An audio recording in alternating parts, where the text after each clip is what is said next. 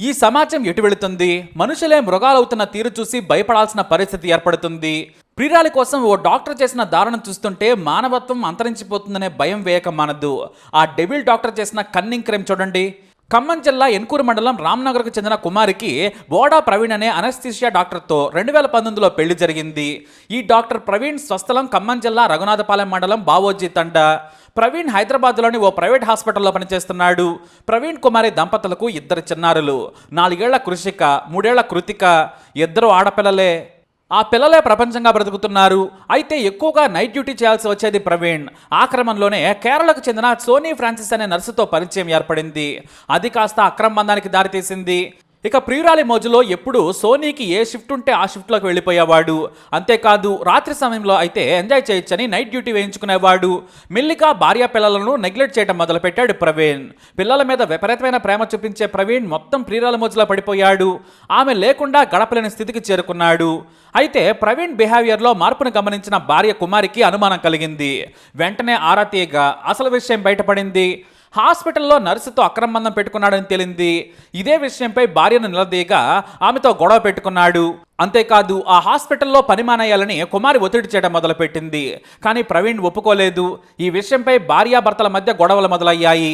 చివరకు ఇద్దరి మధ్య తీవ్రమైన విభేదాలు వచ్చాయి. తనతో సఖ్యతగా ఉండడం లేదు, వేరే మహిళతో వివాహేతర సంబంధం పెట్టుకుని వేధిస్తున్నాడని తన కుటుంబ సభ్యులకు ఫిర్యాదు చేసింది. దీంతో పెద్దల సమక్షంలో పంచాయతీ కూడా జరిగింది. ఇద్దరి మధ్య సఖ్యతను కుదిర్చారు పెద్దలు. తాను భార్యా పిల్లలను బాగా చూసుకుంటానని హామీ ఇచ్చాడు. ఇక తన ఇంటి దగ్గర భార్యతో గొడవల గురించి ప్రియురాలు సోనీకి చెప్పుకున్నాడు ప్రవీణ్. మనిద్దరం స్వేచ్ఛగా కలుసుకునే అవకాశం దొరకడం లేదు, కానీ నువ్వంటే నాకు చాలా ఇష్టం, నిన్ను దూరం చేసుకోలేనని చెప్పాడు. మనం హాయిగా కలిసి ఉండాలంటే నీ భార్య పిల్లలను అడ్డు తొలగించు, అప్పుడే మనం కలుసుకోవచ్చు అని చెప్పింది సోనీ.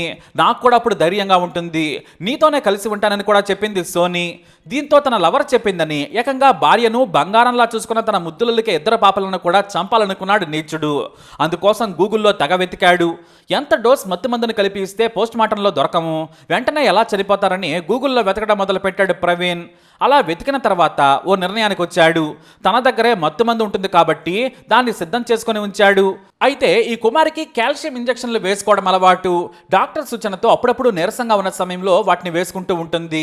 దాన్ని అదునుగా చేసుకొని హత్య చేయాలి అనుకున్నాడు ప్రవీణ్. ఇక పిల్లలను భార్యను హైదరాబాద్లో చంపితే దొరికిపోతాను, తోటి డాక్టర్లు స్నేహితులకు తెలుస్తుందని సెలవు పెట్టాడు. ఏకంగా 10 రోజుల ముందే సెలవు పెట్టేసి కారులో తనకు సొంత ఊళ్ళో పనులున్నాయని బావోజీ తండాకెళ్లాడు. అక్కడే మే 26న కాల్షియం ఇంజెక్షన్ వేసుకోమని ఇంట్లో భార్య మీద ఒత్తిడి తెచ్చాడు. కానీ తనకు బాగానే ఉందని కుమారి వద్దని వారించింది. లేదు, నీకు జ్వరంగా ఉన్నట్లుంది, నీరసంగా ఉన్నావని చెప్పాడు.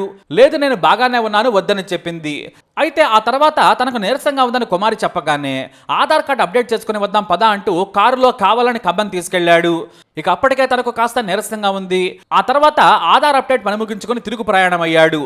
దారిలో వస్తున్న సమయంలో తనకు అనారోగ్యంగా ఉందని కుమారి చెప్పింది. అంతే, ఇదే అదునుగా చేసుకుని బల్లేపల్లి సెంటర్లోని ఓ మెడికల్ షాప్లో కాల్షియం ఇంజెక్షన్ తీసుకున్నాడు. సిరంజిలు మాత్రం 2 కొన్నాడు. సరిగ్గా 3 కిలోమీటర్ల ప్రయాణం తర్వాత కోయచలక దగ్గర కారును ఆపాడు. కారు వెనుక భాగంలో పడుకో ఇంజెక్షన్ చేస్తానన్నాడు ప్రవీణ్.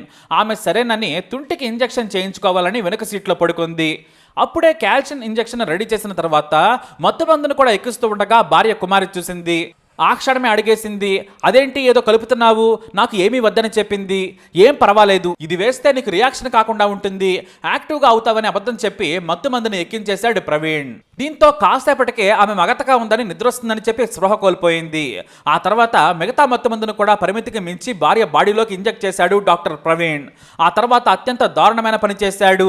ఇది గాని వింటే వీడసలు మనిషేనా అంటారు. వెనుక డోర్ క్లోజ్ చేసేసి ముందుకొచ్చాడు నీచుడు. పిల్లలు హాయిగా ఆడుకుంటూ ఉంటే వారిని ఒకరి తర్వాత ఒకరిని ఒళ్ళో కూర్చోబెట్టుకొని ముక్కు నోరు మూసి అత్యంత కర్కశంగా చంపాడు. తనకు తానుగా ప్రేమగా ఒకప్పుడు చూసుకున్న నీచుడు చిన్న పిల్లలు అని కూడా చూడకుండా మానవత్వం మరిచిపోయి కన్న ప్రేమను వదిలేసి డాక్టరే ప్రియురాలి కోసం భార్యా పిల్లలను చంపేశాడు. నీ భార్యా పిల్లలను వదిలేసుకుంటే నిన్ను బాగా చూసుకుంటాను, మనం కలిసి జీవితాంతం ఎంజాయ్ చేద్దామని చెప్పిన మాటలను నమ్మిన నీచుడు ప్రియురాలు చెప్పిందని హత్య చేశాడు. ఆ తర్వాత కారును మరో 3 కిలోమీటర్ల దూరం తీసుకెళ్లి మంచుకొండ దగ్గర ఎడమవైపు బలంగా చెట్టు కొట్టాడు.